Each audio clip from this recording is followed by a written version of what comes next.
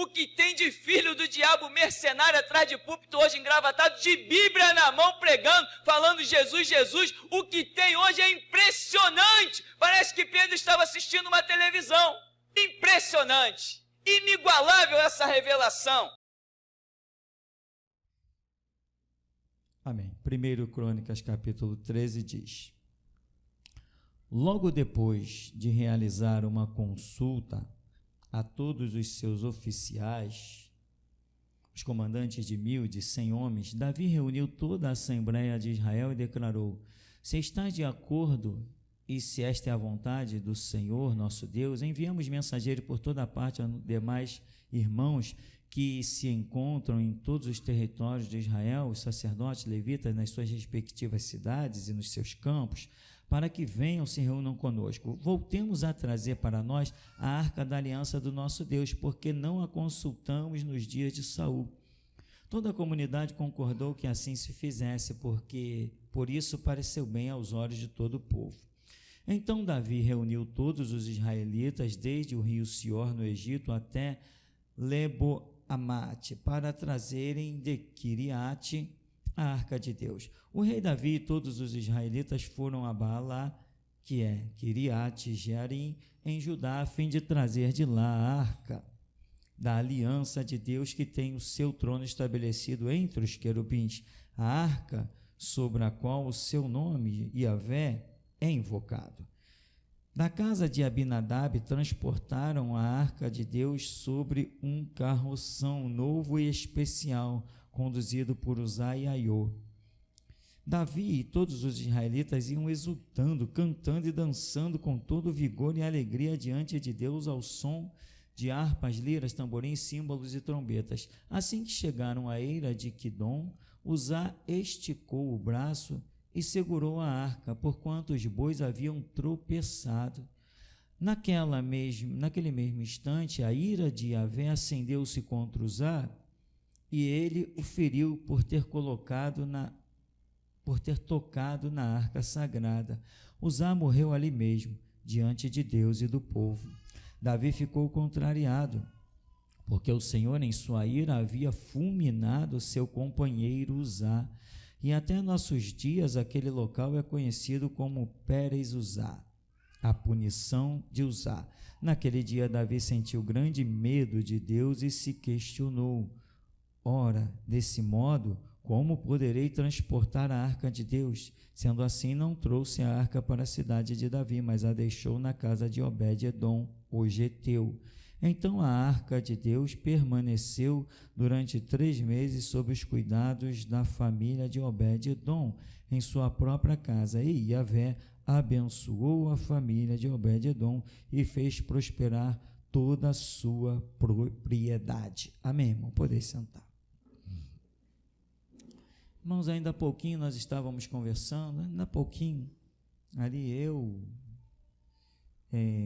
Alessandro, Reinaldo, eles puxaram o assunto sobre a arca, e eu achei tão intrigante, que na hora que eu estava lá embaixo, me veio assim o texto à memória, e nós queremos hoje falar sobre esse texto, com a graça e misericórdia do nosso Deus, sem o qual nada podemos e nada tentaremos fazer.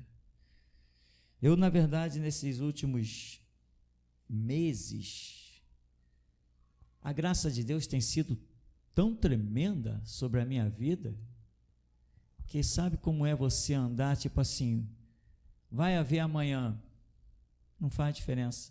Não vai haver amanhã, não faz diferença. Vai viver, não faz diferença. Vai morrer, não faz diferença. Vai ser intocável, intocado, não faz diferença. Vai sofrer lesões, não faz diferença. Quer vivamos, quer morramos, somos do Senhor. Eu estou vivendo nesse jeito, e a minha ânsia, o meu desespero, entre aspas, é simplesmente chegar ao céu. O que ocupa os meus pensamentos hoje é o céu. Eu só consigo pensar no céu. Quando eu olho para esse mundo assim, eu fico imaginando como será no céu, a beleza que há no céu. a beleza, o que os teus olhos verão. Teve uma vez aqui que um irmão eu achei impressionante, disse que um anjo, pastor, eu vi descer um anjo por aqui, mas esse anjo era de uma beleza inigualável, era algo impressionante. Ele movia parece como penas e escamas que se moviam nele, e ele diz assim, e esse anjo nunca havia descido na terra antes. Interessante que quando o irmão falou, falou a profecia sobre o anjo que desceu, imediatamente eu memorizei algo, não sei se posso chamar de uma visão, ou se foi só uma força do meu pensamento, eu memorizei algo fantástico. Ele dizia, esse anjo, as asas dele tem umas penas que sobressaltam, se não me falha a memória. Eu memorizei algo assim, deslumbrante, irmão, umas coisas que se mexiam vivas, umas pontas de asas, é como se fosse essa era digital com essas coisas 3D, 4D, aquilo bateu assim na minha memória, eu falei, caramba, quando nós chegarmos no céu, nós vamos ver coisas muito impressionantes da criação de Deus. Hoje o homem está todo bobo aí, inventamos o 3D, 4D, 5D, já está em que agora? Eu já ouvi falar de 4D já ouvi falar até de 5D, eu creio que os homens estão inventando aqui essas coisas bonitas que a gente olha e se maravilha, lá no céu, irmão, já deve existir o 12D, o 50D, coisas realmente fora, transcendentais, a ponto que Paulo diz assim, eu vi coisas que não dá para falar, nem é lícito falar das coisas que eu vi. Ele não viu coisas que não é lícito, coisas ruins, coisas feias, não, ele viu coisas tão impactantes que ele falou, se eu falar daquilo, vão dizer que eu sou louco.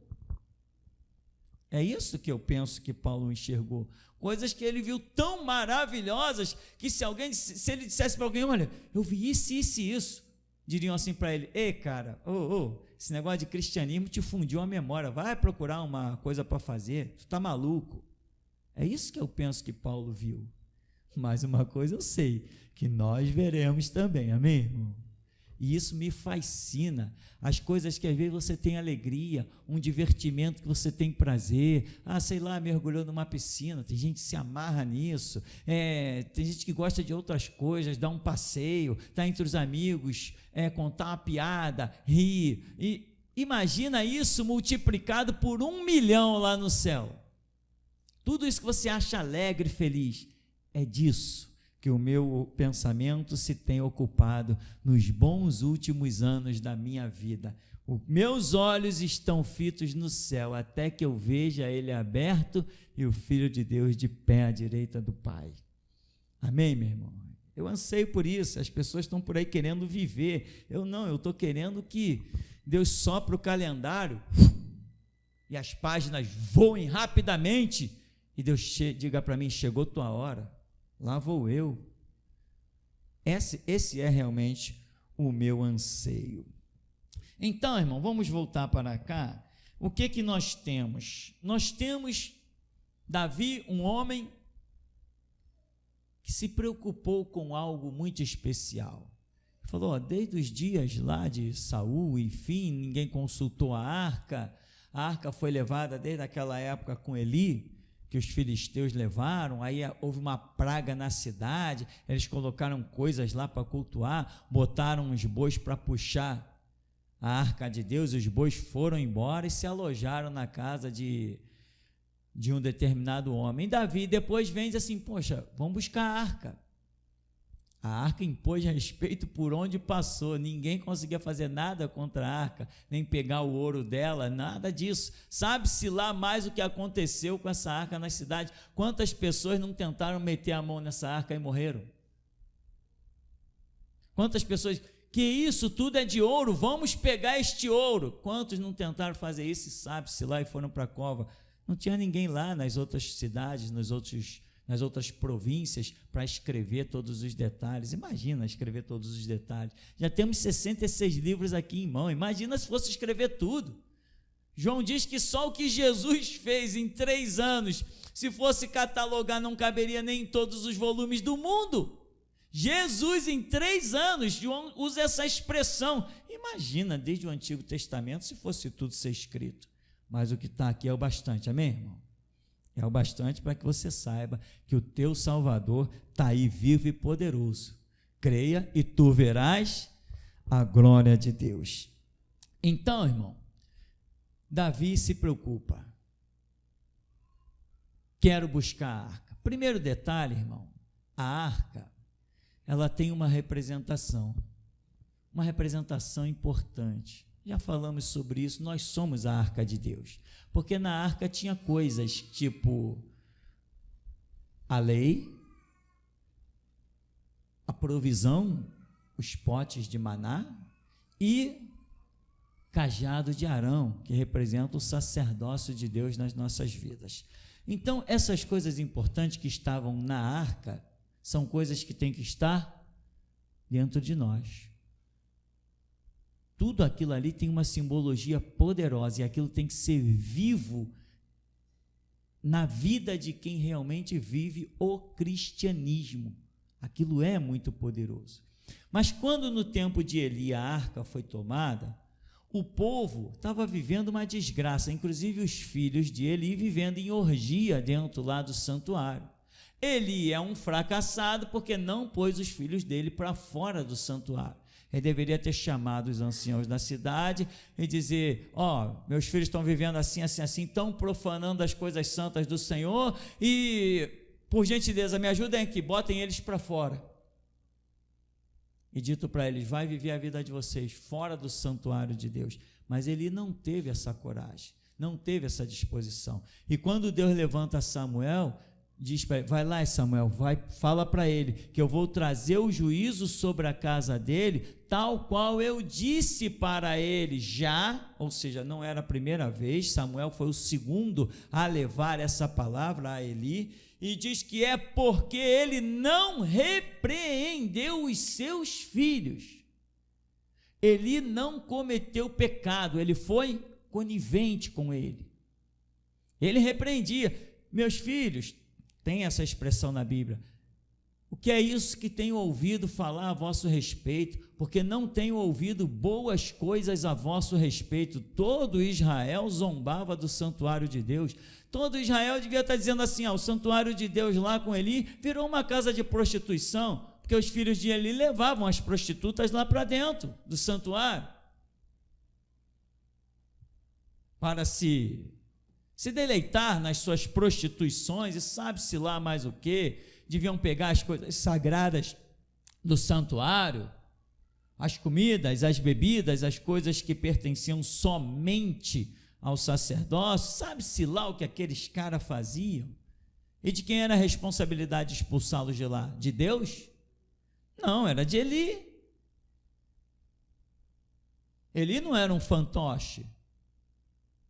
Ele já tinha a palavra do Senhor: põe para fora teus filhos, tem que ser repreendido. Repreendido como? Filhinhos, não faz isso não. Era isso? Aqueles marmanjos, era essa a repreensão?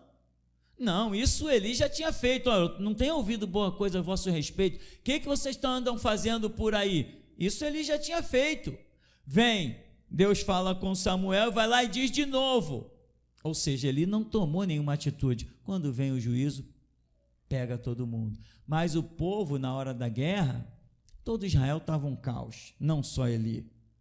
O povo, na hora da guerra, vem e leva a arca, porque eles acreditavam que a arca, sendo símbolo da própria presença de Deus, seria o bastante para lhes dar vitória no campo de batalha.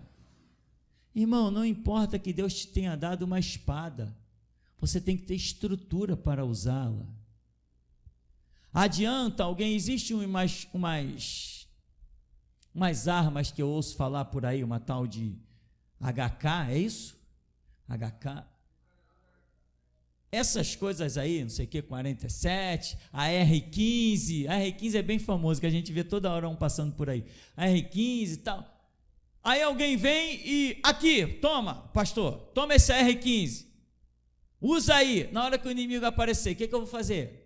Nada, eu não sei nem destravar aquilo. Ou seja, eu não tenho estrutura para usar aquela arma, certo? Então, quando a arma está na sua mão, você tem que ter estrutura para usá-la.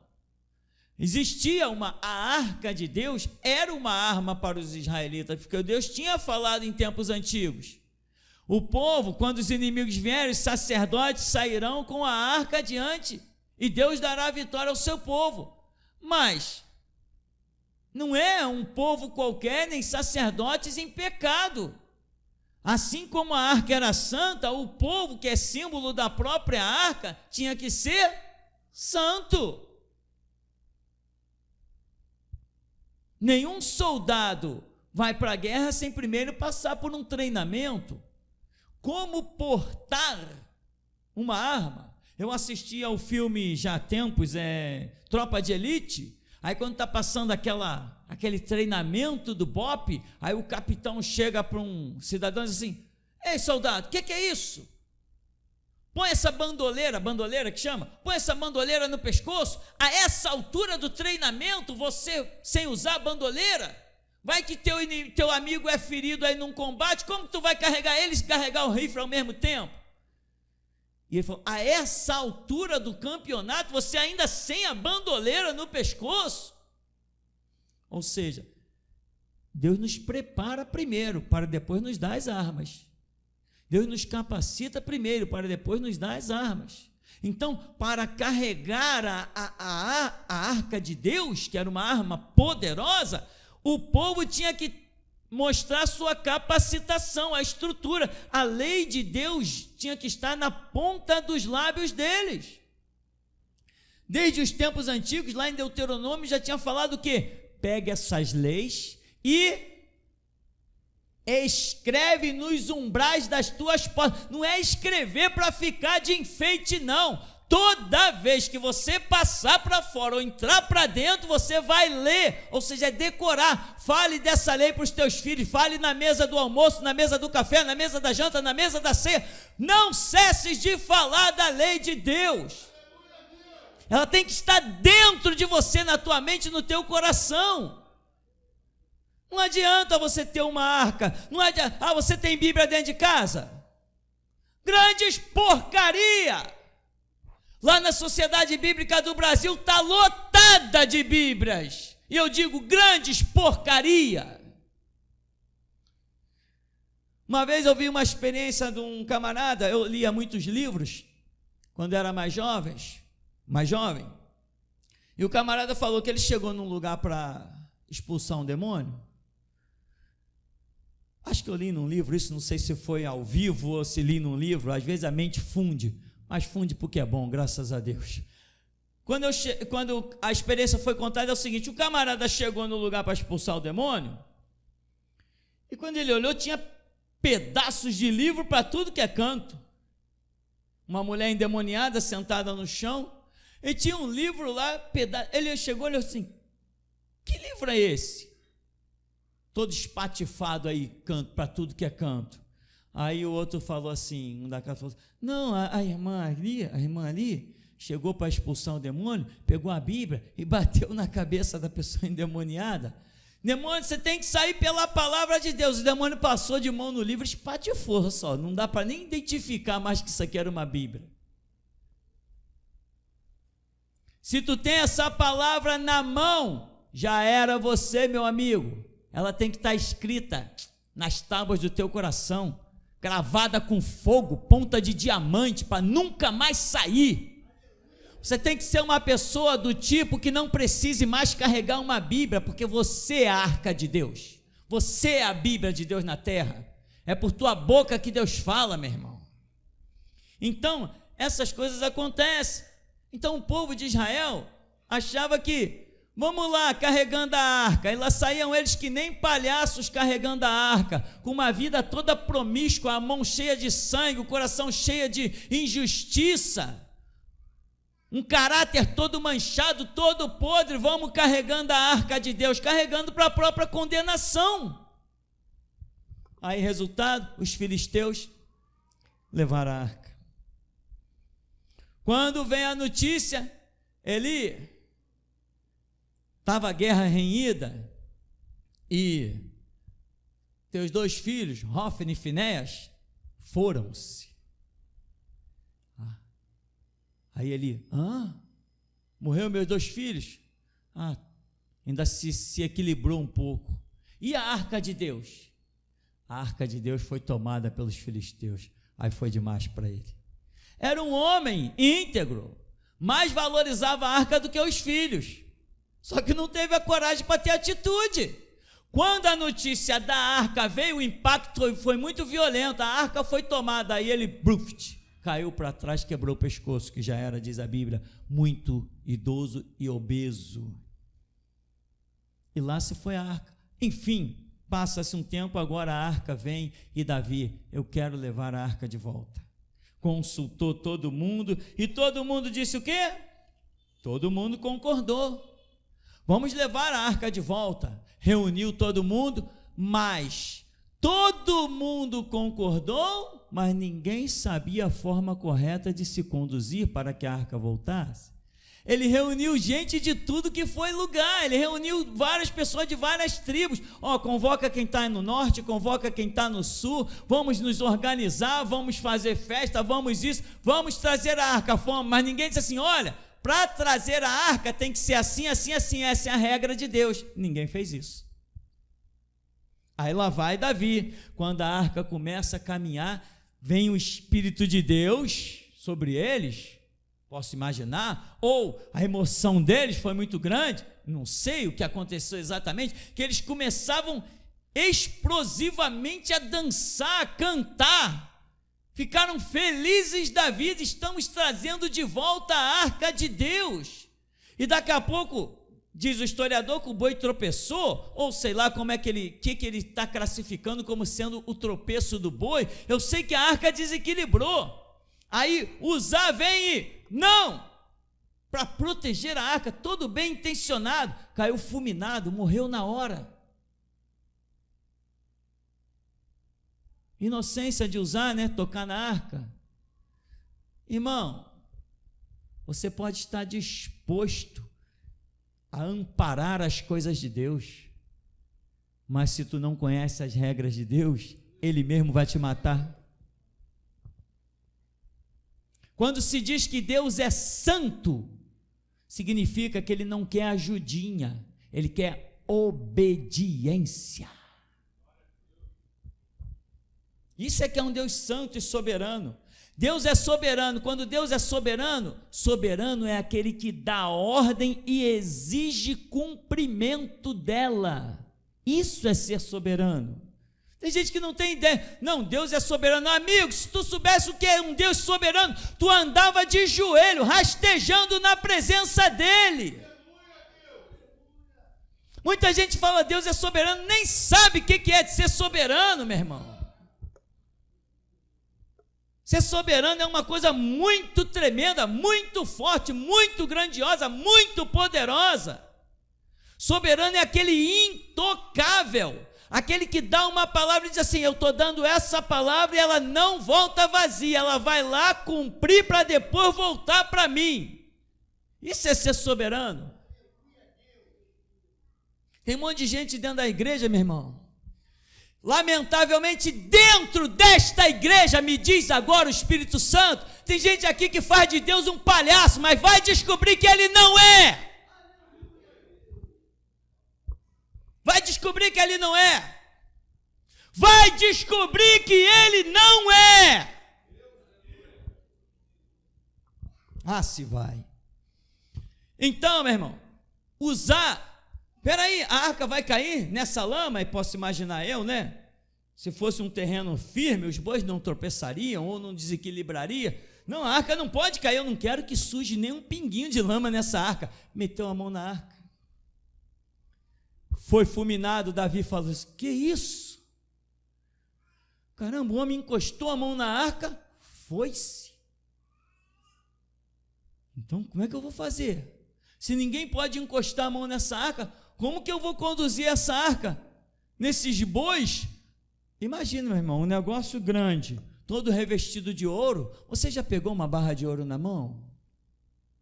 Já viu como pesa uma barra de ouro? Teve ideia de como pesa? Uma barrinha de ouro pequenininha assim, ó, dá 1 quilo. Ouro pesa. Então, Davi olhou assim, como que nós vamos carregar essa arca aí? Ninguém podia encostar a mão.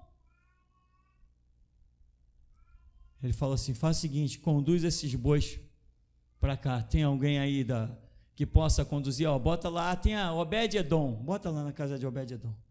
Precisamos saber como que nós vamos levar essa arca para Jerusalém. Aí a arca lá na casa de Obed-Edom é notório. Toda a propriedade de Obed-Edom, a partir do momento que a arca chegou, ela prosperou. A terra infértil ficou fértil. Aonde os capetas passeavam, vazou. As influências do diabo foram-se. O azeite da botija multiplicou, a farinha da panela começou a jorrar. As pessoas olharam, caramba, Obed-Edom prosperou pra caramba. Qual a nova estratégia dele? Não, ele continua fazendo as mesmas coisas. Então por que ele prosperou tanto? Não sei, a arca de Deus está lá na casa dele.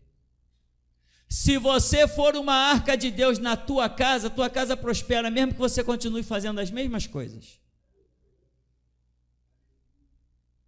Mas você tem que ser uma arca.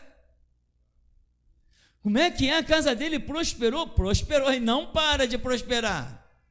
As galinhas dele estão botando 3 ovos por dia. Quantos ovos bota uma galinha em média?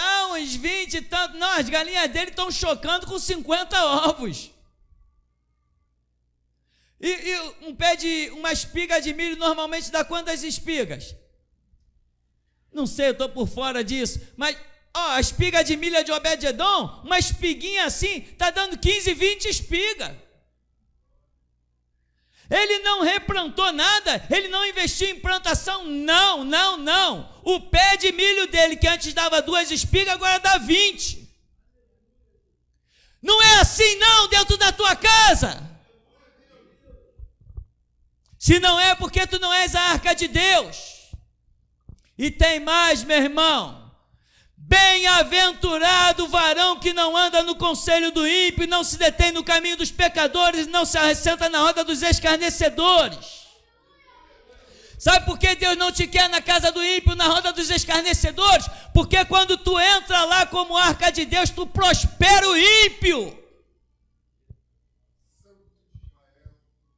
E ele não quer. Sabe o teu parente que você insiste em querer uma amizade fajuta com ele? Deus vai te odiar por você fazer a casa dele prosperar. A tua presença expulsa o demônio. Por isso que tu tem que seguir regra. Posso ir, Jesus? Desde quando o servo já manda em si agora? Desde quando o servo se manda, meu amigo? A arca foi para Obed-Edom, prosperou tudo dele. Assim são as casas que nós, como arcas de Deus, frequentamos, meu irmão. Fazemos prosperar. Por isso que muita gente... teve um camarada aqui, no começo aqui do ministério, quando eu comecei, no começo do ministério, não, antes mesmo, quando eu comecei a caminhar em igreja, as igrejas gloriosas que Deus me levou a conhecer, esse cara conheceu. Um amigo, entre aspas, né? Nunca tomou vergonha na cara. Conheceu, viu coisas gloriosas que eu vi, milagres assim, em reuniões de igreja, reuniões de casa em casa, reuniões na Zona Sul, Zona Norte, Baixada. Esse camarada conheceu coisas impressionantes que eu conheci. O tempo passou, eu virei pastor, fundamos o ministério. E o camarada um dia veio aqui bater na minha porta desesperado. Não, uma mulher entrou na minha vida. Ele sempre viveu em adultério e sem vergonhice. Uma mulher entrou na minha vida aí que está acabando com a minha vida. Já estava metendo a cara na maconha, na cocaína e outras coisas mais. Quero marcar para tu ir lá na minha casa orar. Sorria, Jesus te ama. Faça-me o favor, meu irmão. Faça-me o favor. Faça-me o favor que eu vou nada. Vai marcar? Tá. Passou um tempão, ele, e pai, pô, não posso. Não dá, tem compromisso. Não dá. Até que um dia a minha mãe me ligou. Fulano está aqui. Falei, mesmo? Tu está falando no Viva Voz? Ela falou assim, não.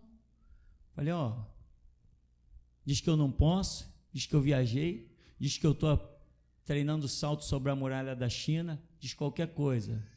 Só não diz que eu vou voltar. Pode dizer até que eu morri. Não, mas ele veio para você orar por ele.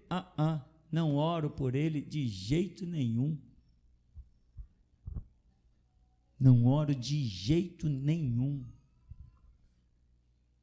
Ele já está para ir embora? Não, falou que vai te esperar. Tu vai me escutar chegando em casa, eu vou entrar pelo portão, tu vai escutar. Não diga nem que eu cheguei em casa. Quando ele cansar, ele vai embora. Eu não oro por ele de jeito nenhum. Eu conheço Bíblia, eu sei que sou arca, eu sei o poder que está sobre mim, mas a minha palavra de bênção é para os filhos da obediência. Seja assim também, meu irmão. Seja assim também. Se você reconhecer nas pessoas humildade, se você reconhecer desejo da verdade, se você se compadecer no íntimo pelo mover do Espírito, Jesus teve compaixão, Jesus chorou, Jesus, diz a Bíblia que quando Senhor, se tu estivesse aqui, meu irmão não teria morrido. Diz que Jesus se moveu na sua alma, no seu espírito, se compadeceu, chorou, disse, me mostra onde ele está. Não, mestre, já tem 4 dias. Não, me mostra, porque se tu crês, tu verás a glória de Deus. Eu não te falei isso já? Jesus ficou naquela compaixão. Lázaro, vem para fora. Agora, se Deus não te traz o mover, quem está morrendo, meu irmão, só não empurra porque não é problema teu, mas que morra, dê as costas. As pessoas, mas você não é um pastor? Sou, por isso que eu digo, que morra, eu dou as costas. Se eu fosse um otário, eu estaria estendendo a mão para todo mundo. Aí o camarada zomba de Deus quando ele está na cova, e eu vi, não, vem cá. Ele fica de pé, zomba de novo, eu, não, vem cá. Zomba. A vontade é dar um chute na cara dele para ele parar de zombar do Deus vivo. Ou será que você não tem fome e sede de justiça, não? Se o Espírito de Deus habita em ti, você tem que ter fome e sede de justiça. Não, Jesus é amor, compaixão, o inferno tem espaço para todo mundo. Então, meu irmão, outra coisa. Cada um de nós é uma arca. Tem um detalhe, mais uma simbologia. Quando a arca declinou, Uzá foi lá e morreu. Sabe o que eu vejo nisso? Muitas vezes tem crente que está passando pelas suas lutas, suas provas e até as suas ignorâncias, mas eu já falei várias vezes, se um crente está passando pelas suas dificuldades, quem tem que tratar com ele é o Deus dele, amém, meu irmão?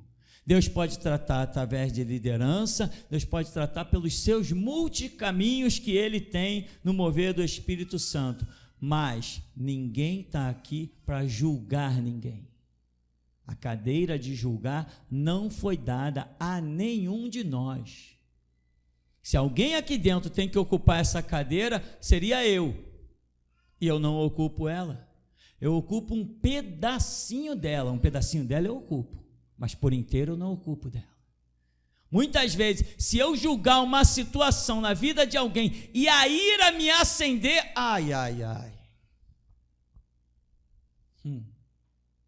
é lamentável, irmão. Isso já aconteceu. Se a ira me acender naquele momento, se eu acordei de mau humor e a ira me acender, eu proferi uma palavra, Deus, o Espírito Santo vem em cima dela para honrar aquilo que eu falei. E às vezes eu digo, Deus, tem compaixão, tem misericórdia. É incrível, quando eu venho para o culto, eu vejo Deus tendo compaixão e misericórdia. Quando eu digo, Deus, acaba com esse traste aí. Eu venho para o culto, Deus está mostrando, vou acabar com o traste. Deus honra aquilo que eu falo. Porque não me colocou aqui como um fantoche. Ele não retirou os meus sentimentos.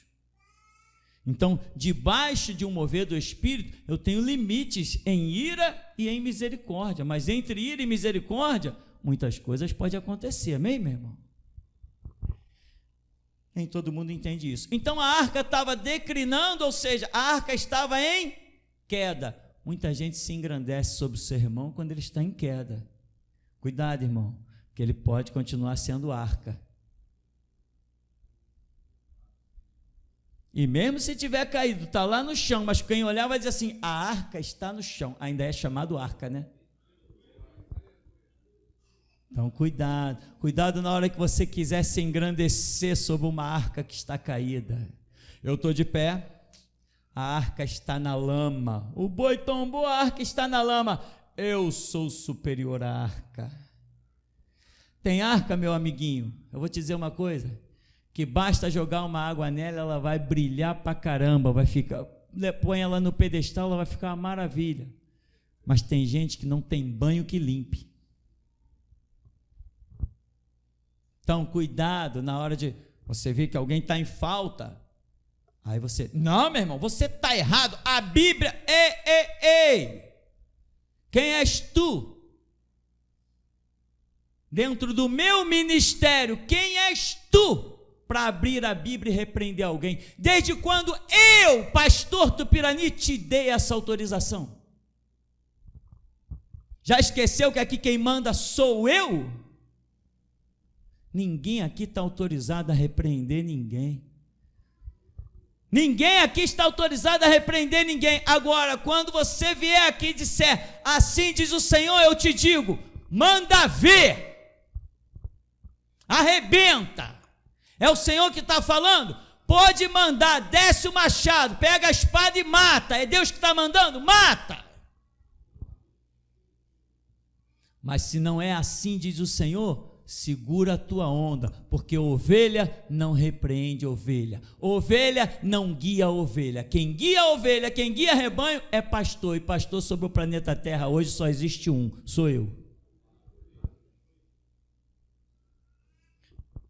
Então, sinta, meu irmão, o que Deus quer da sua vida, sinta o mover que Ele quer. Então, o que nós temos aí? Aí Davi se desespera, como é que nós vamos trazer a arca de Deus? Aí foi consultar, olha, está escrito aqui na lei, mas tu não é rei, cara? O que tu andou fazendo da vida? Dizem que Davi não sabia ler, tudo bem, mas não tinha quem soubesse lá? Ele podia todo dia chamar alguém, vem cá, você vai ler aqui 1 hora de lei para mim. E ele ia tomar conhecimento da lei. Ele tinha esse poder, ele tinha dinheiro para pagar, ele tinha condições para isso, mas não se interessou em tomar conhecimento da lei. E coitado do Uzá, porque o Uzá está sendo guiado por um homem cego. Quando um cego guia outro cego, Davi está ceguinho, mas Davi não era um grande homem, era um grande homem numa parte, mas quando se tocou no profundo do espiritual, de lidar com a arca, com o símbolo da presença de Deus, ele ficou ceguinho, não conhecia nada. Mas Uzá poderia até reconhecer, não, peraí, Davi está fora da realidade, tá, e vai para onde? Vai congregar nos filisteus? Vai cultuar Dagon?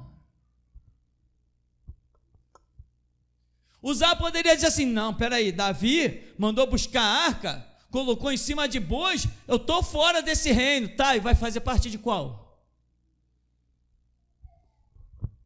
Quando Deus levanta uma liderança, meu amigo, mesmo ela errada, se ela estiver errada, os liderados estão ferrados, porque não terão para onde ir, não pode liderar a si mesmo. Ovelha sem pastor fica errante. Sabe o que significa a palavra errante? Errante significa sem destino, sem foco, sem objetivo. Aí vem, coitado de Uzá. De quem foi a culpa da morte de Uzá? Fala aí. Quem foi o culpado da morte de Uzá? Davi, ele foi o culpado da morte de Uzá. Porque Deus tem regras. Mas Uzá todo bem intencionado, Deus é soberano, não precisa dos bens intencionados, ele precisa dos obedientes.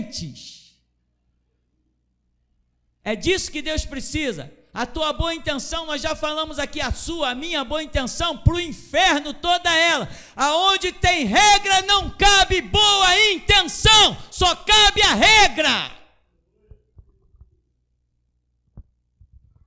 Você é gente boa, vai para o inferno.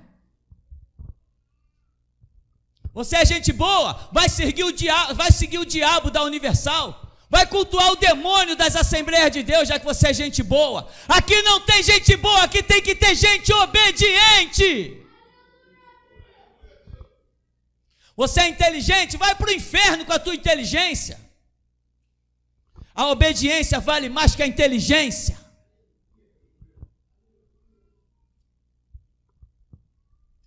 Então, Davi, como que eu vou trazer a arca? A arca foi para tal lugar e fez prosperar grandemente.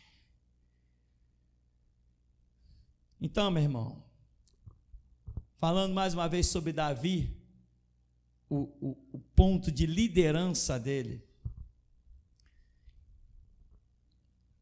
Um líder, para ser verdadeiramente um líder, ele tem que ser incansável no conhecimento das coisas de Deus. E um líder nunca pode ser precipitado. Davi se moveu muito emocionalmente. A arca está em tal lugar? Vamos buscar a arca. Por quê? Não, se a arca está em tal lugar, certamente Deus quer que tragamos a arca para cá. Isso aí não precisa nem questionar. Não vamos nem orar para saber isso. Quando o óbvio estiver diante de você, eu vou te dizer uma coisa: é mais óbvio fazer uma oração do que seguir o óbvio do teu coração. Se Davi dissesse assim: a arca está em tal lugar, Deus quer que tragamos para cá, vamos chamar um sacerdote, vamos consultar ao Senhor, vamos orar e vamos saber se Deus quer que traga a arca. Aí Deus diria assim: eu quero que traga a arca. E a arca tem que ser trazida tal, como eu falei com os meus servos no passado. Daria tudo certo. Quando o óbvio estiver diante dos teus olhos, em que você for fazer uma oração, Deus pode te mostrar coisas diferentes do óbvio. Moisés viu uma situação óbvia. Ele olhou o exército de Faraó vindo e ele não tinha saída. Não tenho saída. Qual é o óbvio? Consultar ao Senhor. Moisés coloca o rosto em terra e consulta ao Senhor. Deus fala algo para Moisés que não parecia tão lógico. Moisés, diga aos filhos de Israel que marcha. E quando Moisés olhou, falou assim: marchar? Eu tenho mais 500 metros pela frente. Então, Israel, vem, vamos embora. E se Moisés não faz essa oração, o que Moisés faria? Ele nem se aproximaria do mar. Que diferença faz para alguém que está olhando a 500 metros o fim da sua chegada, o fim da linha, e está vindo um exército imenso lá atrás? Era o maior exército que existia na terra, o exército de Faraó. Que adianta caminhar mais 500 metros? Mas quando Moisés ora e Deus diz: diga aos filhos de Israel que marchem, Moisés se levanta e diz assim: então é para marchar? Alguma coisa Deus fará enquanto a gente percorre esses 500 metros aí. Israel, vem cá. Não, mas eles estão vindo aí. Não, esses egípcios que vocês estão vendo agora, nunca mais os vereis para sempre. O óbvio, meu irmão, é o que Deus te diz para fazer, não o que o teu coração determina, não o que teus sentimentos ditam. Esse é o óbvio. Vamos concluir então. Se você quer ter conhecimento para amanhã depois ser um líder, Deus tem falado uma coisa que não me engrandece, me entristece. Deus falou que igual a mim não se levantará outro. Isso não me engrandece, isso me entristece. Eu me sinto triste por isso. Mas Deus falou, não, mas eu tenho. Mas assim mesmo Deus falou, não, eu tenho uma grande obra. Eu vou fazer grandes obras na vida do meu povo. Vou fazer coisas tremendas na vida do meu povo. Coisas fenomenais na vida do meu povo. Porém, ninguém vai ser igual a você. Mas, irmão, eu tenho certeza que o que Deus tem para você é muito grande. As dispensações são assim, as coisas acontecem. Durante o tempo de Moisés não existiu outro Moisés. Durante o tempo de Josué não existiu outro Josué. Durante o tempo de João Batista, Jesus falou, dos nascidos de mulher não tem ninguém maior que esse. Durante o tempo de Pedro foi uma coisa muito tremenda, a posição de Pedro. Na dispensação da vida de Paulo foi algo muito glorioso. Cada um tem o seu tempo, cada dispensação traz as suas particularidades. Mas Deus tem uma grande obra na sua vida, irmão. Eu vou te dizer uma coisa, irmão, para que você seja o máximo, o top daquilo que Deus planejou para a sua vida, só existe um caminho: seminários e pregações. Se você não ouve isso, pode acreditar, vai chegar uma hora que você não vai ser contado entre os salvos, entre os valentes da geração Jesus Cristo, você não vai ser contado. Você tem a obrigação, não é escolha, não é livre-arbítrio, é obrigação de ouvir os seminários e as pregações. E sabe aquela correia que foi ajustada na minha mão? Ultimamente eu estou vendo os negligentes e ao invés de eu sentir compaixão, eu estou sentindo ira. Eu estou vendo muita gente negligenciando os estudos. O irmão Rômulo tem baixado lá, olha, centenas de áudios das pregações, um trabalhão que ele tem tido, ele manda para mim, eu procuro mandar para as pessoas. Quando eu mando, tem vários grupos lá comigo, grupo do pessoal da África, grupo envolvendo gente do Japão, um monte de gente, tem vários grupos. Quando eu coloco aquelas pregações, não são caso de todos, mas muitas vezes eu vejo que eu coloco ali 5, 6 pregações. Às vezes eu até pergunto, alguém ouviu? Ah, não ouvi tudo, não sei o que, estou ouvindo, falta um, não sei o que lá, mas eu analiso, um negócio que já está lá há 10 dias, o camarada não conseguiu ouvir 6 pregações, talvez não esteja muito interessado. Outro detalhe, eu coloco lá um conjunto de pregações, já fiz isso até nos guerreiros, coloquei vários áudios lá, não apareceu ninguém para perguntar, e aí pastor, tem mais daqueles áudios? Ou já tem, ou não teve interesse.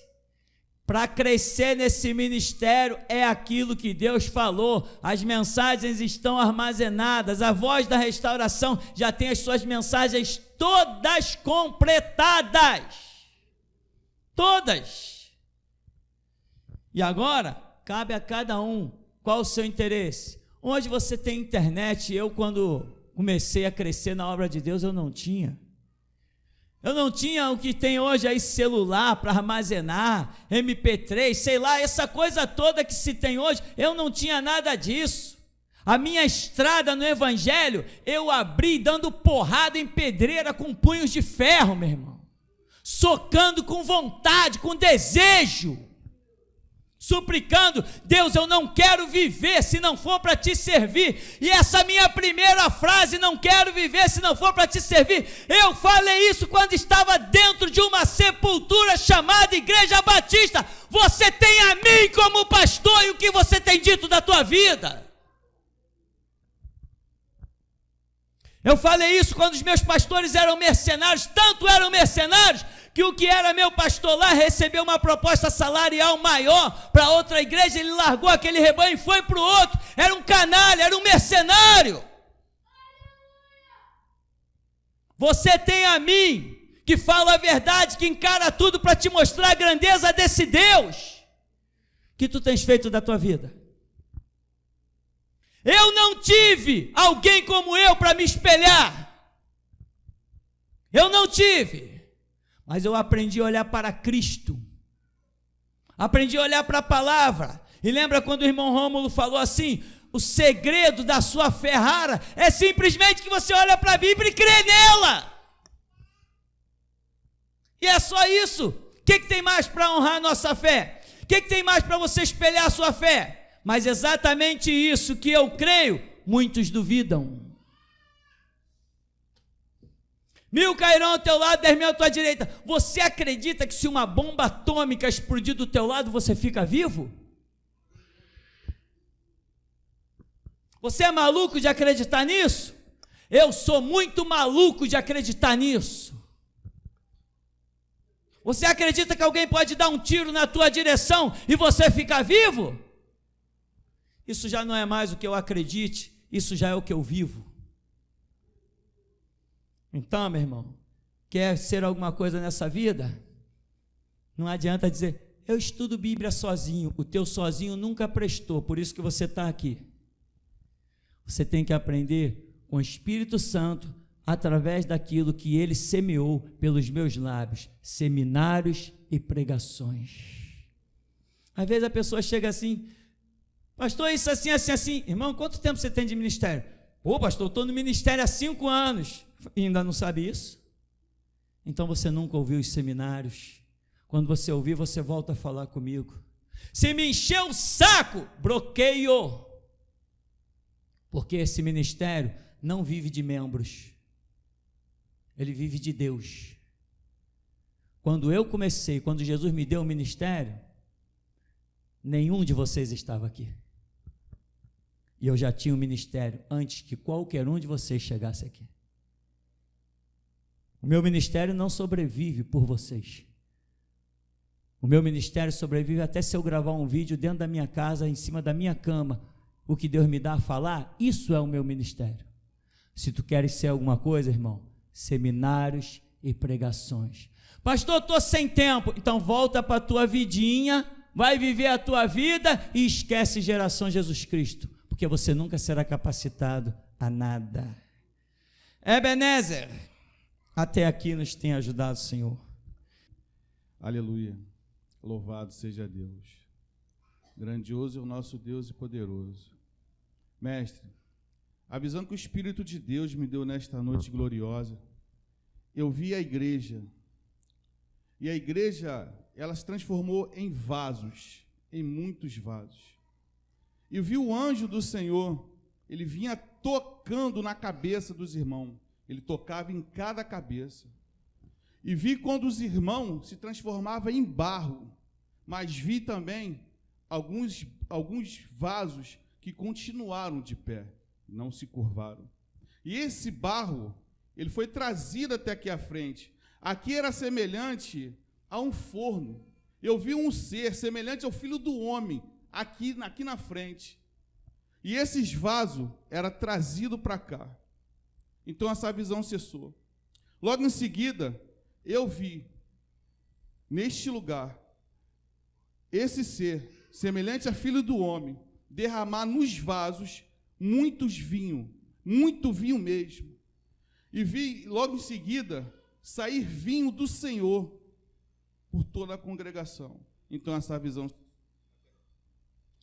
Amém. Irmão Marcos, vem. Davidson.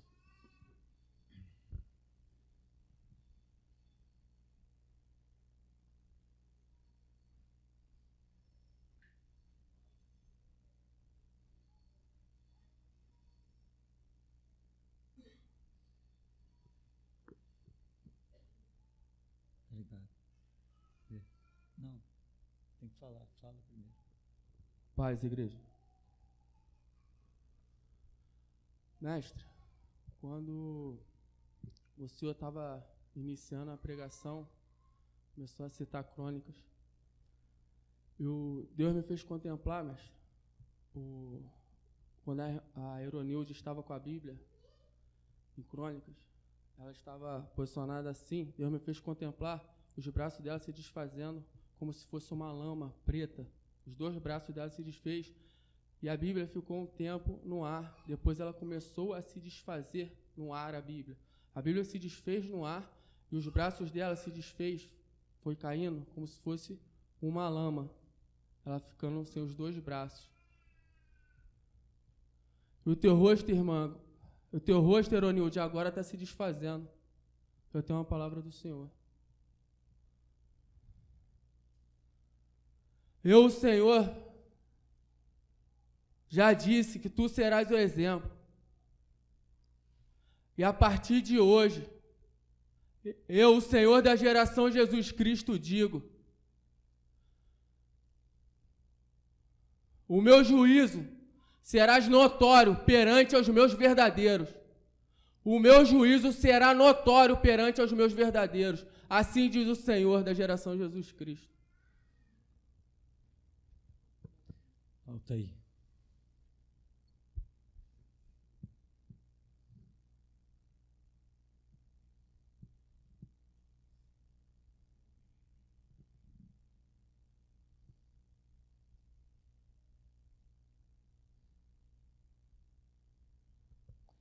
Amém, irmão?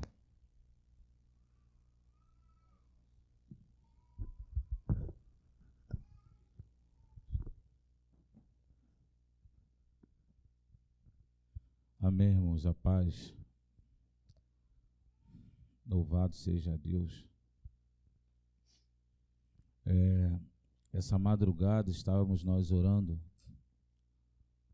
lá no estabelecimento do irmão Paulo Sérgio. E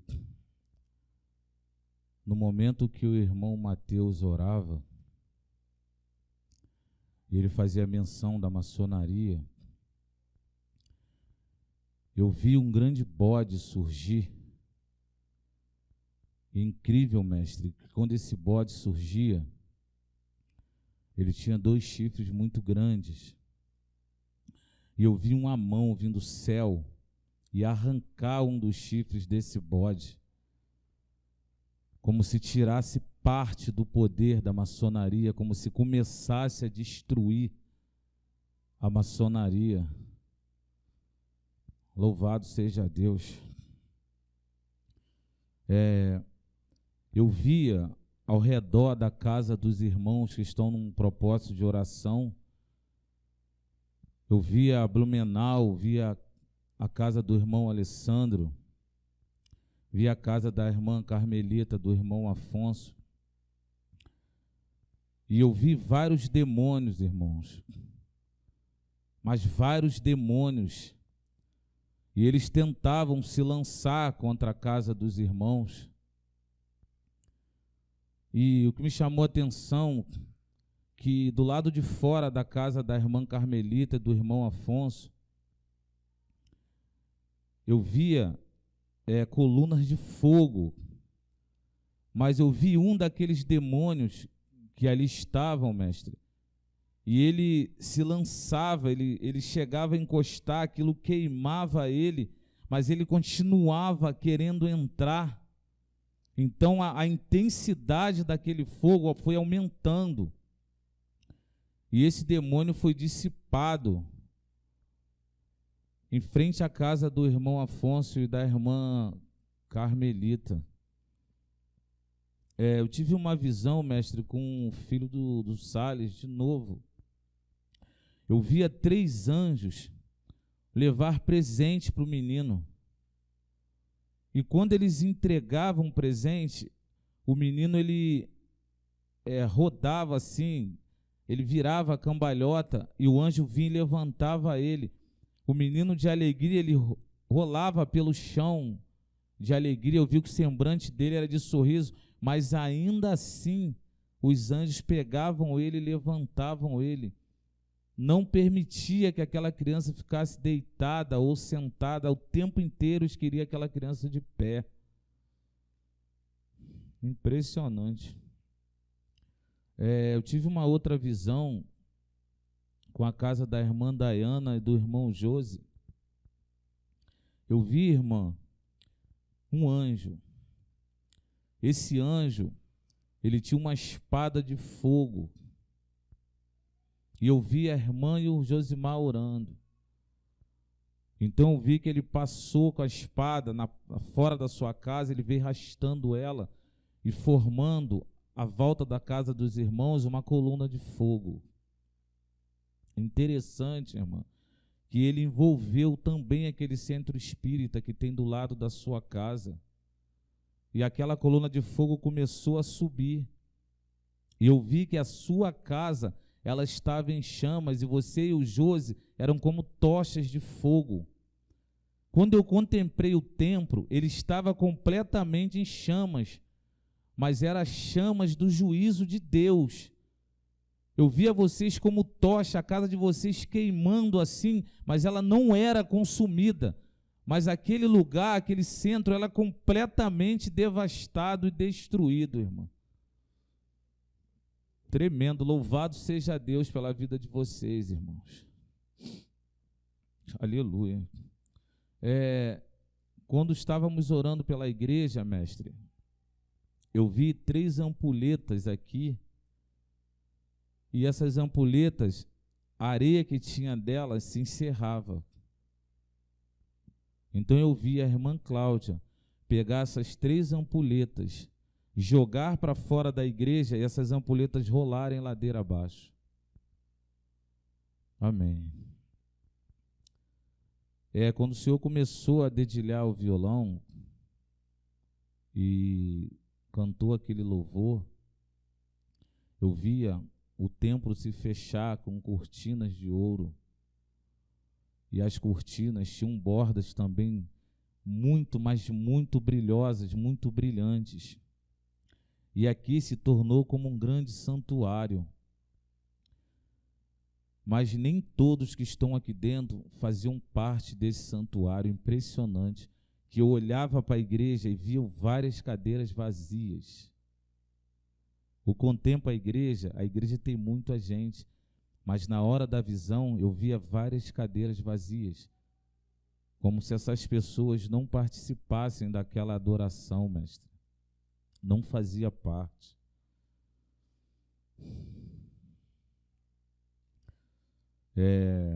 Ainda na oração, quando o irmão Eduardo ele orava,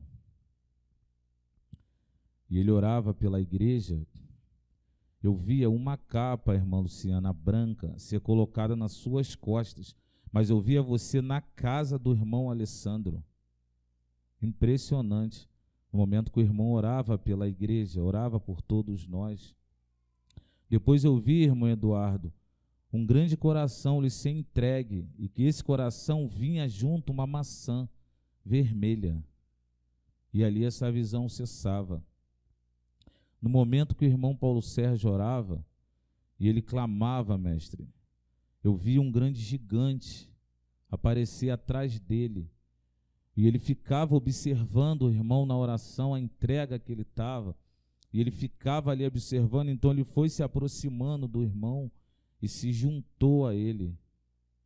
Impressionante também essa visão, louvado seja Deus. Durante a palavra, eu vi espadas sair em direção a nós que estávamos sentados. Eu vi, irmãos, espadas entrar na cabeça de alguns.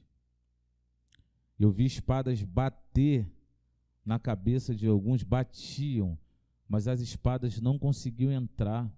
E teve alguns, mestre, que a espada batia, ela batia e era como se a lâmina se abrisse, mas a espada não penetrava. Impressionante, batia, se abria, mas a espada não entrava.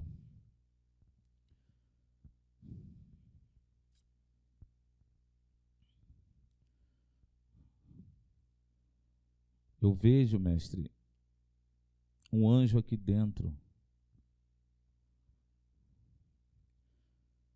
E o semblante dele é de muita ira. Ele anda sobre a igreja.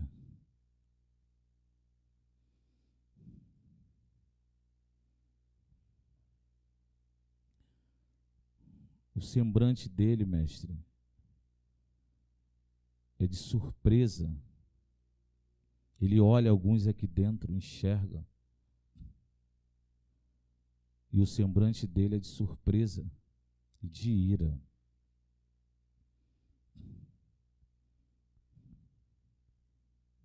Eu tenho uma palavra de Deus para o Senhor, mestre. Assim diz o Senhor: tu és o dono da casa. A casa é sua. Entra, se assenta e se alimenta nesta casa quem tu determinar. Assim diz o Senhor, o teu Deus. Aleluia, Jesus. Amém. Até aqui.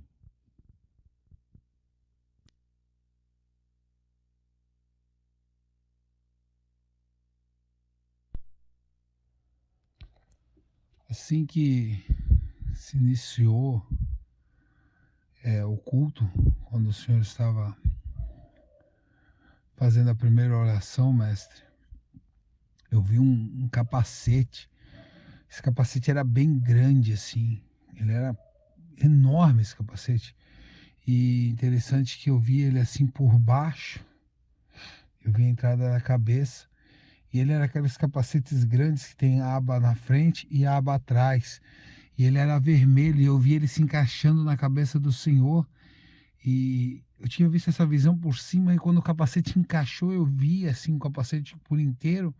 E eu vi que o Senhor foi vestido de uma roupa vermelha também, semelhante àquelas roupas de bombeiro americano. Assim o Senhor foi vestido, como aquelas capas de bombeiro americano e com um capacete todo vermelho. Assim eu vi o Senhor vestido no começo do culto. Amém. Eu vi hoje muitos anjos, eu vi bastante anjos dentro do templo. Só que eu vi anjos que se moviam velozmente. Esses anjos eram muito rápidos. Eles eram anjos muito ligeiros.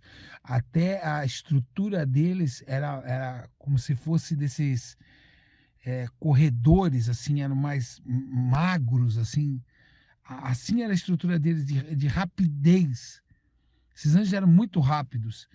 E alguns se moviam tanto na horizontal como na vertical, era impressionante.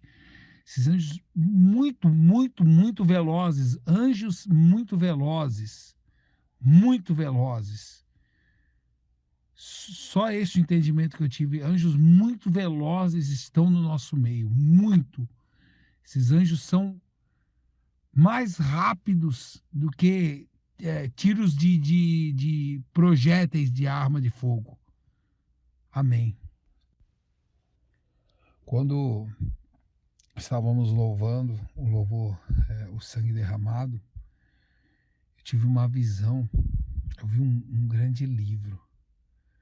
Esse livro já na visão se apresentou para mim aberto.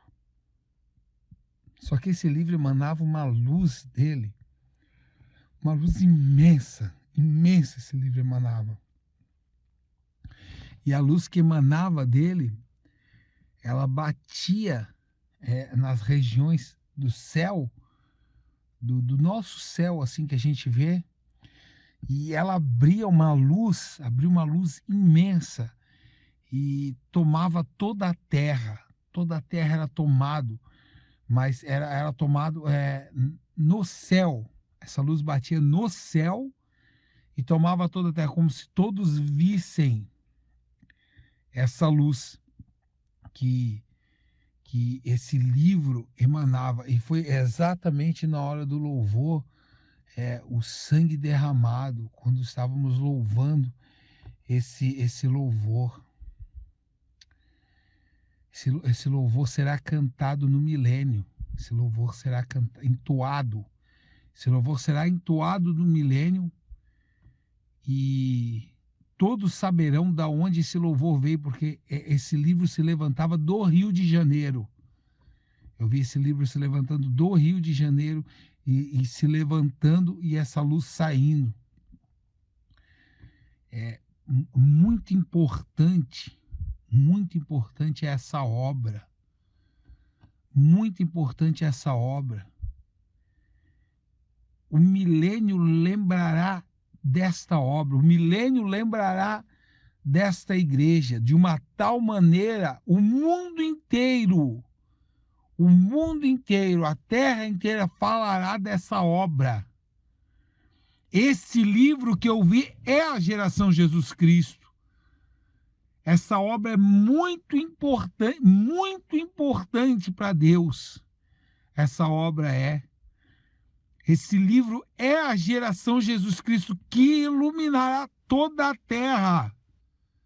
Toda a terra conhecerá essa obra. Tão certo como eu vivo, diz o Senhor, a terra lembrará dos vossos cânticos. A terra lembrará do vosso sangue. A terra lembrará do meu número 1. Em um tempo de caos e de trevas, diz o Senhor. Em um tempo de caos e de trevas, surgiu-se uma luz. E esta luz se chama Geração Jesus Cristo. Eu, o Senhor, iluminarei a muitos pela luz que emana no meio dos meus servos. Digo eu, o Senhor da geração Jesus Cristo. Eu tive uma visão no meio dos louvores. Eu tive uma visão com a irmã Késia. Eu vi a irmã Késia num lugar e ela chorava muito, né?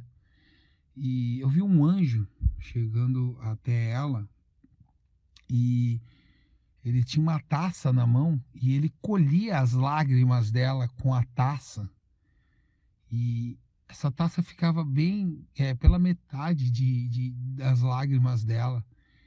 E esse anjo olhava para as lágrimas dela e jogava no chão a taça. E a taça era despedaçada. Ele jogava essa taça no chão e despedaçava. E eu tenho uma palavra de Deus para você, irmã. Assim te diz o Senhor. Faça o que eu já te coloquei no teu ser a ser feito. Faça isso ou eu te deixarei.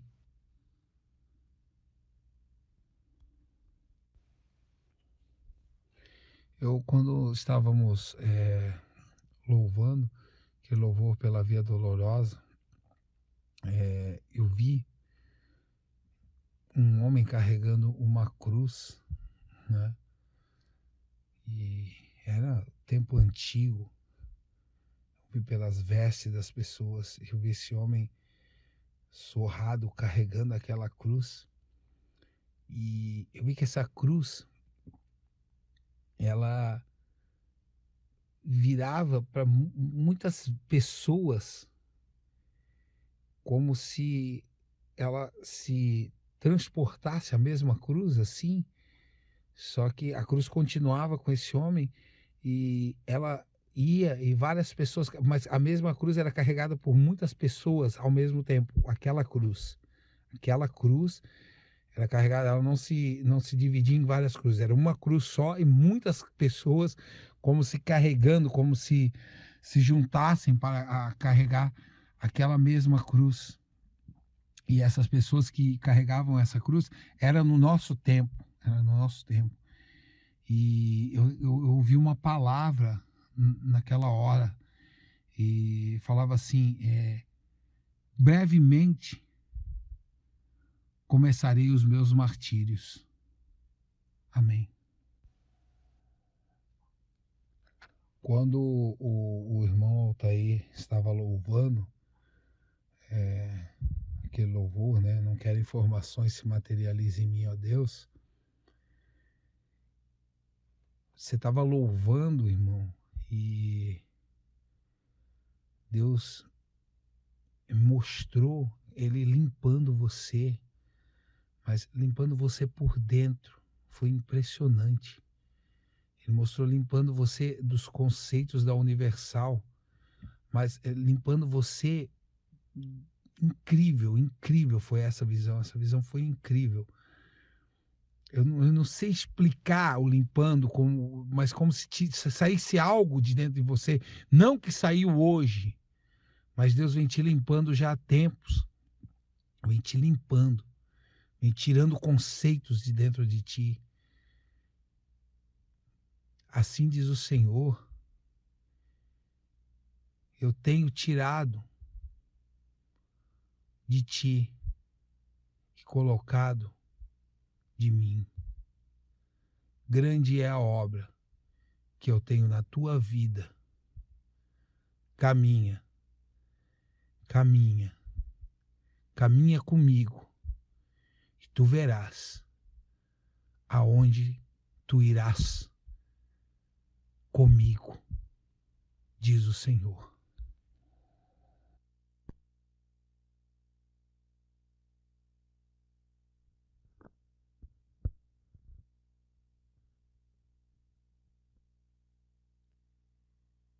Vi um anjo que desceu do céu com a espada na mão diante do Marcelo e cortou o pescoço dele. Em seguida, vi o corpo do Marcelo sentado na cadeira como um esqueleto. Assim diz o Senhor, Marcelo, tu não vive, mas vegeta.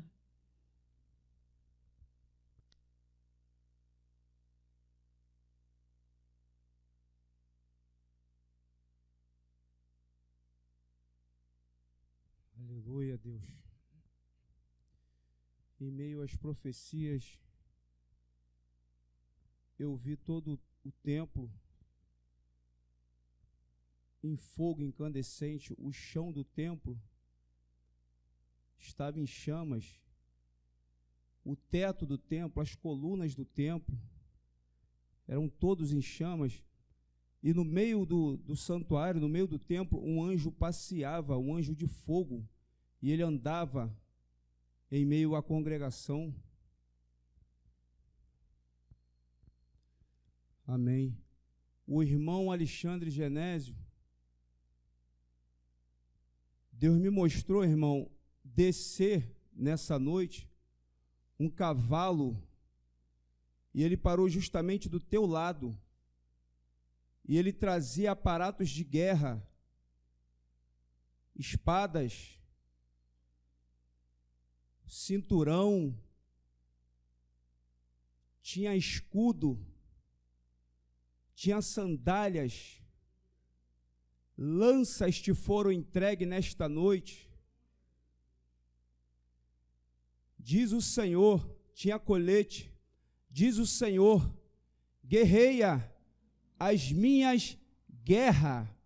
Diz o Senhor, guerreia as minhas guerras. Assim diz o Senhor nessa noite.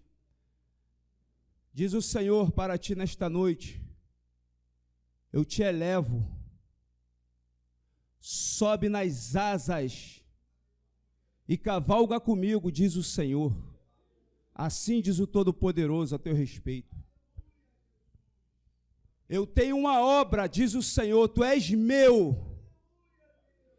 Eu sondei o teu coração. Tu és meu, diz o Senhor, o teu Deus.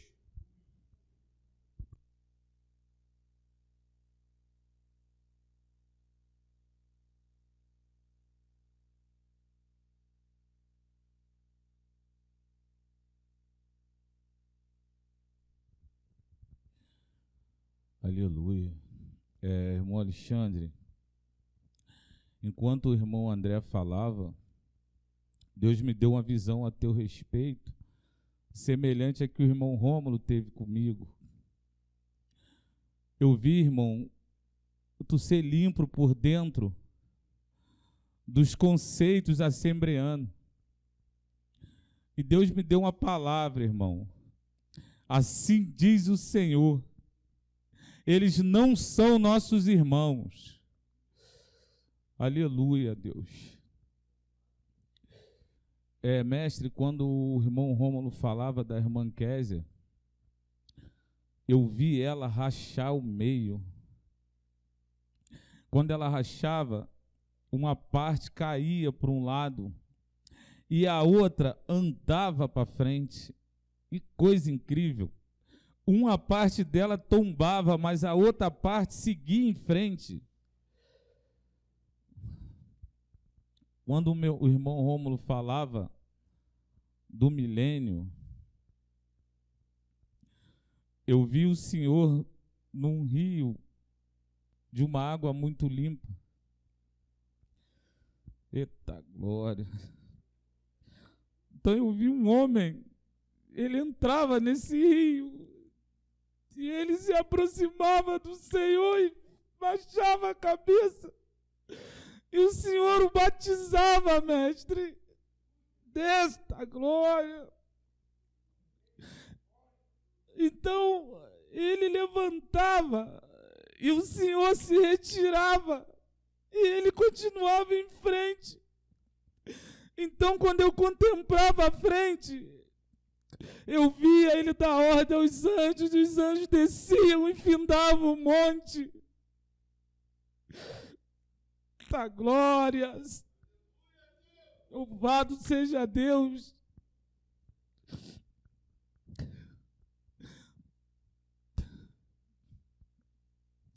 Tu és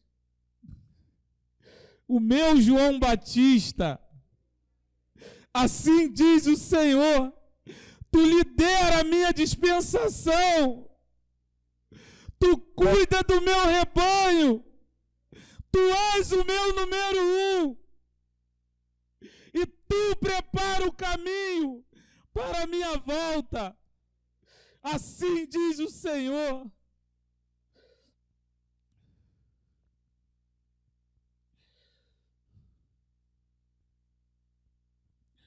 Eu vejo um grande reboliço na porta da igreja.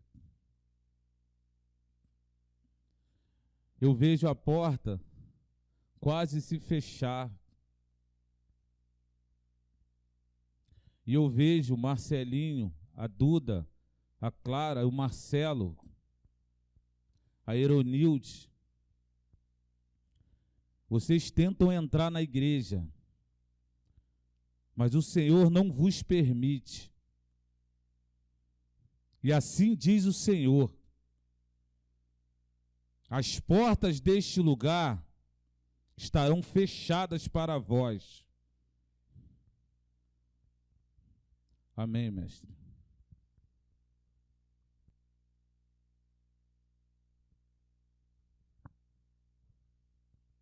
Aleluia.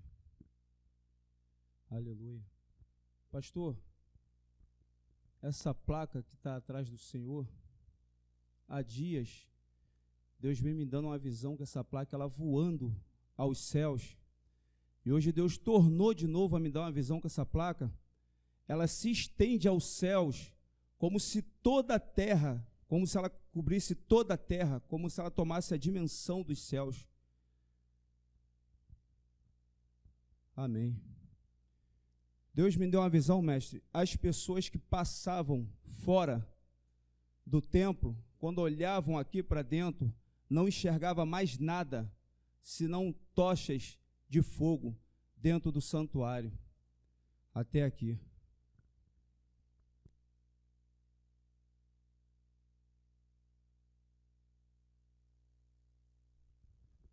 Bem, irmãos, vamos ficar de pé então.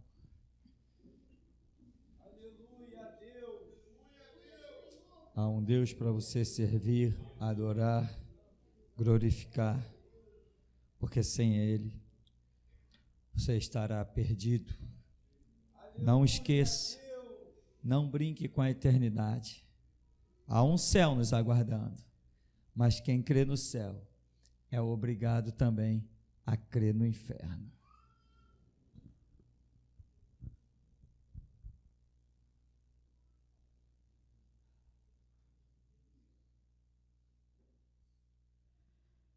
Marcelo, assim diz o Senhor: te chamei para este lugar, te levantei neste lugar, te sustentei neste lugar, e grande obra eu tinha contigo neste lugar, mas tu fez a tua escolha. Tu escolheu a ser expulso deste lugar. Assim diz o Senhor: não te aceitarei mais aqui, e tu colocarás em prova este Deus que vos fala neste momento.